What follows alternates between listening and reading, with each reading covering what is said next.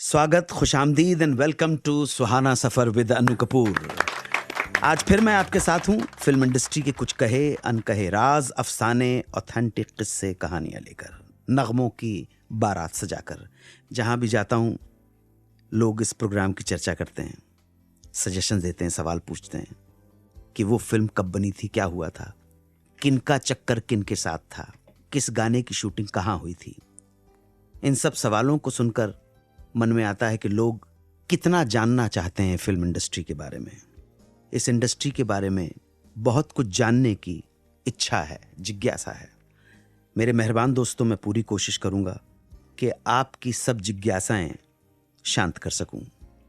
हमारी film industry का जितना भी ज्ञान मुझे है, जो बहुत ज़्यादा नहीं, छोटा मोटा है, मेरी टीम को है, उसे आपके साथ शेयर करने का नाम ही है सुहाना सफ़र विद अनु कपूर, सिर्फ 92.7 बिग एफएम पर। तो सफ़र की शुरुआत करते हैं। आज मैं आपको बताऊंगा कि कैसे 70 के दशक का सुपरस्टार राजेश खन्ना जिद कर बैठा छोटे बजट की एक फिल्म में हीरो बनने के लिए।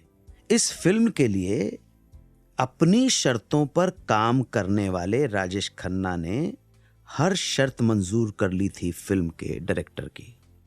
कौन सी थी ये फिल्म? सबसे पहले बात राजेश खन्ना की, हिंदुस्तान के पहले superstar, mega star, romantic hero, और 70 के दौर में कमर्शियली अपने पीक पर राजेश खन्ना कैसे बन गए हीरो? एक small budget, low profile film के, जिसका नाम था आनंद। सबसे पहले ये फिल्म ऋषिकेश मुखर्जी अपने खास दोस्त राज कपूर को लेकर बनाना चाहते थे, लेकिन उन दिनों कपूर साहब की तबीयत थोड़ी नाजुक थी। तबीयत को देखकर, महसूस करके ऋषिदा को ये वहम बैठ गया, डर बैठ गया कि अगर उन्होंने अपने दोस्त को इस फिल्म में मरते हुए दिखाया तो कहीं उसका बुरा असर उनकी असल जिंदगी पे ना पड़ जाए। वहम बैठ गया था, इसलिए उन्होंने राज कपूर को लेने का आइडिया ड्रॉप कर दिया। इसके बाद उन्होंने बांग्ला फिल्मों के सुपरस्टार उत्तम कुमार से लेकर शशि कपूर और फिर किशोर कुमार तक से इस रोल के लिए बात की, लेकिन समहाउ कुछ वर्कआउट नहीं हो सका। इसी बीच ऋषिदा और राजेश खन्ना के एक कॉमन लिंक गुलजार के जरिए राजेश खन्ना साहब को फिल्म आनंद की स्क्रिप्ट के बारे में पता चला। गुलजार से फिल्म का आइडिया सुन लिया था। यह आनंद का जो रोल है उस पर खन्ना साहब का मन आ गया और उन्होंने ठान लिया कि उन्हें किसी भी कीमत पर यह रोल करना है, और वो पहुंच गए ऋषिदा के पास। ऋषिकेश मुखर्जी भी हैरान थे कि राजेश खन्ना जैसा बड़ा स्टार अचानक उनके ऑफिस में कैसे आ गया। राजेश खन्ना ने यहां आकर अपने मन की बात कह डाली और यह भी कह दिया कि दादा, ये फिल्म मैं ही करूंगा। अब दादा सोच में पड़ गए कि आराधना और दो रास्ते की कमर्शियल सक्सेस के बाद सुपरस्टार बन बैठे राजेश खन्ना, जिनका मार्केट प्राइस तकरीबन 8 लाख रुपए है, वो आनंद फिल्म जैसी स्मॉल बजट की फिल्म में कैसे काम कर पाएंगे। तो दादा ने कुछ शर्तें रख डाली। दादा ने शर्त क्या, अपनी मजबूरी सामने रखी। पहली शर्त की फीस 1 लाख रुपया, दूसरी शर्त कि शूटिंग पे टाइम से आना पड़ेगा, तीसरी शर्त ढेर सारी डेट्स एक साथ देनी होगी। राजेश खन्ना साहब इस रोल पर इतने झूम चुके थे कि उन्होंने बगैर कुछ सोचे ये सारी शर्तें मान ली। डायरी सामने रख दी कि दादा, जो डेट चाहिए भर दीजिए, मैं इस फिल्म के लिए सब कुछ करने को तैयार हूं। तो इस तरह 70s का सुपरस्टार राजेश खन्ना बन गया एक छोटे बजट की फिल्म आनंद का हीरो। लेकिन ये सारी शर्तें मान लेना और एक रोल के लिए इतना पैशनेट होना मजाक बात नहीं थी। इसके लिए मैं राजेश खन्ना जी को सैल्यूट करना चाहूँगा। ईश्वर उनकी आत्मा को शांति दे। कमर्शियल फिल्म में काम कर चुके एक सुपरस्टार के मन में, और वो सुपरस्टार भी छोटा मोटा नहीं, राजेश खन्ना के मन में अच्छे काम को करने का पैशन जागे, ये अपने आप में बहुत बड़ी बात है। राजेश खन्ना बहुत बड़ी बधाई के पात्र हैं। आज के डेट में ऐसे लोग आसानी से मिलते नहीं है, ना ही उस टाइम के ऊपर मिला करते थे। राजेश खन्ना और अमिताभ बच्चन की फिल्म आनंद का एक गीत कहीं दूर जब दिन ढल जाए, सांझ की दुल्हन बदन चुराए। इस गीत को लिखा था योगेश जी ने, लेकिन आनंद फिल्म के लिए नहीं, बल्कि प्रोड्यूसर एल.बी. लक्ष्मण की फिल्म अन्नदाता के लिए। जब ऋषिकेश मुखर्जी फिल्म आनंद की तैयारी में लगे हुए थे, तब एक दिन ऐसा हुआ कि ऋषिदा किसी काम से लक्ष्मण जी से मिलने पहुंचे और उस वक्त उनके साथ राजेश खन्ना और अमिताभ बच्चन भी थे। लक्ष्मण जी गीतकार योगेश और म्यूजिक डायरेक्टर सलिल चौधरी के साथ फिल्म अन्नदाता के गीतों की सेटिंग कर रहे थे। उसी समय ऋषिदा, राजेश खन्ना और अमिताभ बच्चन के कानों में फिल्म अन्नदाता के गीत पड़ा, जिसके बोल थे कहीं दूर जब दिन ढल जाए। सलिल चौधरी की बेहतरीन कंपोजिशन और योगेश जी की बेहतरीन कविता से सजा यह गीत ऋषिदा को इस कदर भाग गया कि उन्होंने फौरन लक्ष्मण जी के सामने ख्वाहिश रख दी कि यह गीत उनकी फिल्म आनंद की सिचुएशन के लिए बिल्कुल अप्रोप्रिएट है, इसलिए अगर उनकी इजाजत हो तो वे गीत अपनी फिल्म के लिए लेना चाहेंगे। यह सुनकर लक्ष्मण जी का मना कर देना स्वाभाविक था। ऐसे कैसे कोई अपनी फिल्म का गीत किसी और को दे सकता है? उन्होंने मना कर दिया। वहां मौजूद राजेश खन्ना और अमिताभ बच्चन ने भी लक्ष्मण जी को मनाने की कोशिश की, लेकिन लक्ष्मण जी टस से मस नहीं हुए। अब किस्मत से अन्नदाता और आनंद दोनों ही फिल्मों के म्यूजिक डायरेक्टर सलिल चौधरी थे। सलिल दा ने भी ऋषिदा का साथ देते हुए लक्ष्मण जी से रिक्वेस्ट की और कहा कि फिल्म आनंद में जो राजेश खन्ना का रोल है, किरदार है, उस पर यह गीत काफी फिट बैठता है और चूंकि अन्नदाता को रिलीज होने में अभी वक्त है, तब तक वो और योगेश मिलकर अन्नदाता के लिए एक और खूबसूरत गीत रच देंगे, लेकिन फिलहाल कहीं दूर जब दिन ढल जाए ऋषिदा को आनंद फिल्म के लिए दे दें। लेकिन लक्ष्मण ने कहा कि पहले आप मुझे अपनी कहानी और सिचुएशन बताइए, अगर मुझे लगा कि इस सिचुएशन में ये फिट बैठता है तभी मैं ये गाना आपको दूंगा। ऋषिकेश मुखर्जी ने कहानी सुनाई, आनंद का कैरेक्टर समझाया, सिचुएशन बताई जहां वो इस गीत को इस्तेमाल करना चाहते हैं।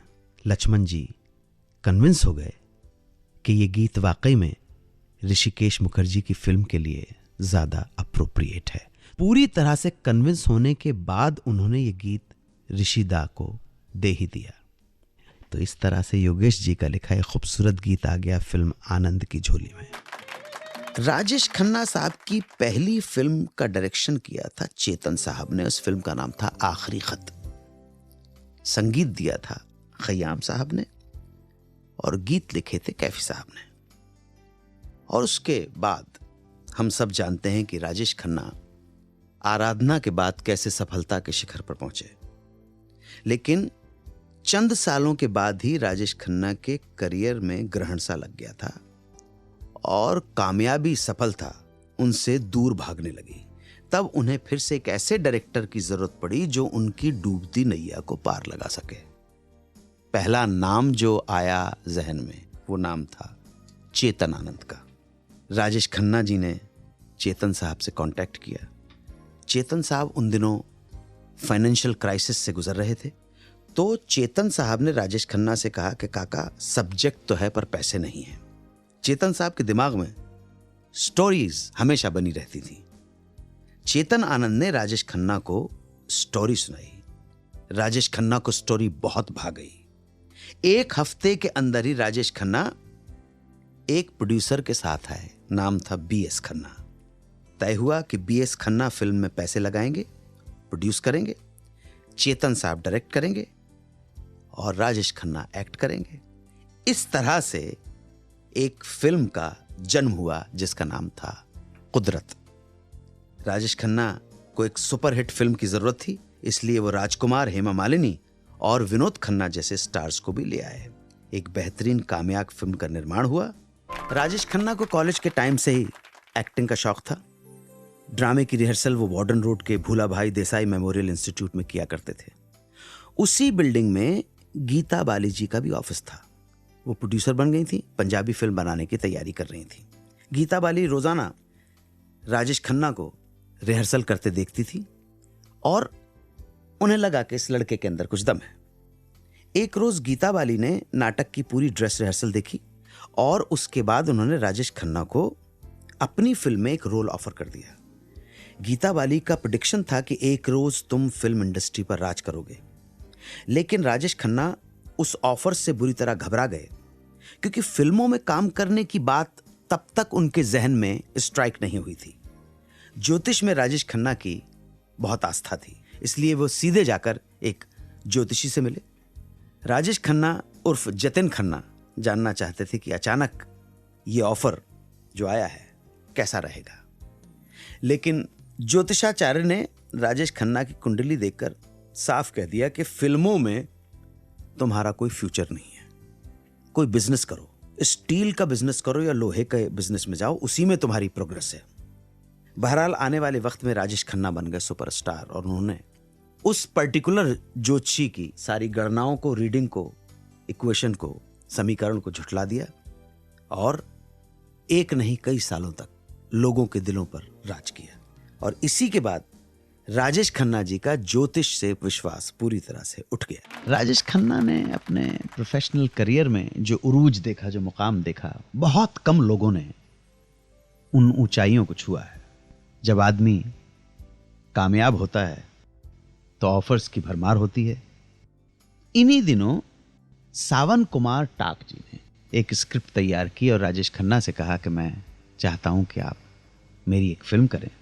राजेश खन्ना ने कहा जरूर करेंगे, लेकिन अभी डायरी में कोई डेट नहीं है, डायरी खाली नहीं है। 80 के शुरुआती दौर में काका जी की फिल्में ठीक नहीं चली। धर्म काटा, राजपूत, दिल नादा, शांति, 50-50, बंदेश वगैरह वगैरह फिल्में फ्लॉप हुई। तो जब आदमी फ्लॉप होता है तो घर बैठ जाता है। ऐसा ही कुछ ग्रेट सुपरस्टार राजेश खन्ना के साथ हुआ। ऐसे में उन्हें सावन कुमार की याद आई।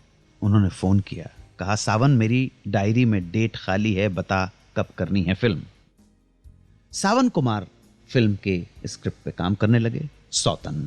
उन्होंने राजेश खन्ना से मुलाकात की, कहानी सुनाई और कहा बल्क में डेट्स चाहिए। काका जी ने कहा जितनी चाहिए ले ले डेट्स। फिल्म की शूटिंग हुई, फिल्म बनी और जब रिलीज का वक्त आया तो रिलीज से 2 दिन पहले राजेश खन्ना ने अचानक एक रात सावन कुमार को घर बुलाया और कहा कि सावन, इस फिल्म का क्लाइमेक्स बदलना पड़ेगा, मैंने देख लिया है।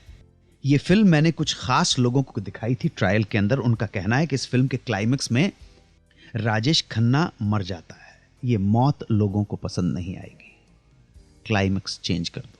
सावन जी के होश उड़ गए। उन्होंने कहा काका जी अब कुछ नहीं हो सकता, मेरी ओवरसीज की डिलीवरी हो चुकी है, 2 दिन में फिल्म का प्रीमियर होना है। राजेश खन्ना भड़क गए। उन्होंने कहा ठीक है, मैं फिल्म के प्रीमियर पे आऊंगा ही नहीं, तुम्हें जो कुछ करना है करो। सावन कुमार ने देखा कि काका गुस्से में हैं, बहुत मनाने की कोशिश की, माने नहीं। अपने आप को और अपनी फिल्म को ऊपर वाले की मर्जी पे छोड़कर वो वहां से चले आए। फिल्म का प्रीमियर दिल्ली में होना था। एक दिन निकल गया, सावन जी के पास काका जी का कोई फोन नहीं आया। दूसरा दिन निकल गया, सावन जी के पास तब भी काका जी का कोई फोन नहीं आया। अब सावन जी को हो गई टेंशन। तभी शाम को फोन आया, सावन मैं भी दिल्ली चल रहा हूं। सब दिल्ली पहुंचे, मगर पता नहीं प्रीमियर वाले दिन काका जी को सडनली क्या हुआ कि अचानक बोले सावन तुम चले जाओ, मैं यहीं होटल में तुम्हारा वेट करूंगा। मूड फिर बदल गया। इस फिल्म से पहले इतनी सारी फिल्म फ्लॉप हो जाने के कारण उन्हें डर था कि कहीं ये फिल्म भी फ्लॉप नहीं हो जाए। जैसे हौका डर बैठ जाता है ना, इसलिए उन्होंने पहले तो मन बना लिया था, मगर शो के वक्त अचानक तैयार होकर वो नर्वस हो गए। होटल की सीढ़ियों से उतरते दिखे और साथ में चल दिए। वहां पहुंचने से पहले जब उनकी गाड़ी एक पुल से होकर गुजरी तो देखा फैंस खड़े हुए, भीड़ खड़ी उन और हाथ हिला रहे हैं, खा राजेश खन्ना, राजेश खन्ना। अब इस बात से हौसला बढ़ गया, उत्साह बढ़ गया। फिल्म हॉल में जैसे ही फिल्म शुरू हुई तो लोगों की तालियां, उनका उत्साह, उनकी वाहवाही सुनकर वो इतने खुश हो गए कि इंटरवल होते ही भागकर स्टेज पर गए और उसी फिल्म का एक डायलॉग बोल डाला, मैं वो बला हूं जो शीशे से पत्थर को तोड़ता हूं। पब्लिक डायलॉग सुनकर पागल हो गई। बड़े मुश्किल से भीड़ से बचाकर उन्हें वहां से रवाना किया गया। मुश्किल है भीड़ के साथ सिनेमा हॉल में देखना। तब काका जी ने कहा नहीं, मैं पूरी फिल्म बालकनी से देखूंगा। और इंटरवल के बाद की सारी फिल्म राजेश खन्ना ने बिना पब्लिक को बताए बालकनी में खड़े होकर देखी। दर्शकों के रिस्पांस को देखकर उन्होंने सावन कुमार को गले लगा लिया और इस तरह कई सालों के बाद राजेश खन्ना का हुआ कम बैक, और इसी फिल्म के साथ एक बार फिर छा गया राजेश खन्ना का जादू। सन 1971 में आई फिल्म आनंद, जिसमें राजेश खन्ना और अमिताभ बच्चन मुख्य भूमिकाओं में थे। इसी फिल्म में एक डॉक्टर की भूमिका निभाने वाले रमेश देव जी को आप सभी जानते होंगे। जब उन्हें और उनकी पत्नी सीमा देव को फिल्म में राजेश खन्ना के साथ काम करने का मौका मिला तो वो थोड़ी घबराहट में थे। फिल्म के पहले ही सीन में उन्हें राजेश खन्ना को लताड़ना था, गाली देनी थी। रमेश जी बार बार पत्नी से कह रहे थे ये सीन कैसे कर पाऊंगा। दिमाग में एक कश्मकश चल रही थी, उधर सेट पर सीन की तैयारी हो चुकी थी। तभी सीन शुरू होने से पहले जब पहली बार रमेश देव का सामना राजेश खन्ना से हुआ तो राजेश ने उनसे एक ऐसी बात कही कि उनका सारा डर ही खत्म हो गया। राजेश खन्ना ने उनसे कहा कि आपको देखने के लिए मैं गिरगाम के ईरानी होटल के पास खड़ा रहता था। रमेश देव को अपने कानों पर विश्वास नहीं हुआ। उन्होंने कहा काका तुम मजाक कर रहे हो। काका राजेश खन्ना ने कहा नहीं दादा, मैं सच कह रहा हूं, मैं अपने स्ट्रगल के दौरान गिरगाम में रहा करता था, और क्योंकि मैं मुंबई का हूं, मराठी जानता हूं, और मुझे पता है कि आप मराठी फिल्मों के सुपरस्टार हैं। यही वजह थी कि आपको देखने के लिए मैं वहां खड़ा रहता था, घंटों वेट करता था। यह सुनने के बाद रमेश देव जी को जो कॉन्फिडेंस आया होगा, जो उनके दिल पर गुजरी होगी, वो तो वही जाने, लेकिन हमें इतना मालूम है कि उन्होंने वो सीन एक टेक में ही ओके कर डाला था। इस फिल्म में रमेश देव उनके दोस्त बने थे, और रमेश देव जी की पत्नी सीमा फिल्म में राजेश खन्ना को भाई कहती हैं। इस फिल्म के दौरान ही राजेश खन्ना ने रमेश देव की पत्नी सीमा देव को अपनी बहन बना लिया था, और आगे तक ये रिश्ता कायम रहा। आज के लिए इतना ही, फिर मुलाकात होगी, फिर होंगी कहानियां और नगमे, संगीत।